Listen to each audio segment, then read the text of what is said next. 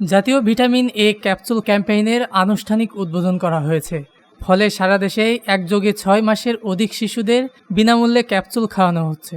বিকাল ৪টা পর্যন্ত চলবে এই কার্যক্রম। শনিবার সকালে ন্যাশনাল ইনস্টিটিউট অব প্রিভেন্টিভ ও সোশ্যাল মেডিসিনে নিজে শিশুদের ভিটামিন এ ক্যাপসুল খাইয়ে সারা দেশে এ ক্যাম্পেইনের উদ্বোধন করেন স্বাস্থ্যমন্ত্রী ডক্টর সামন্তলাল সেন। সারা দেশের সাথে সাথে নড়াইল পৌরসভা ও জেলা স্বাস্থ্য বিভাগের আয়োজনে নড়াইল পৌরসভা সানফ্লাওয়ার প্রিপারেটরি স্কুলের এ কার্যক্রমের উদ্বোধন অনুষ্ঠিত হয়।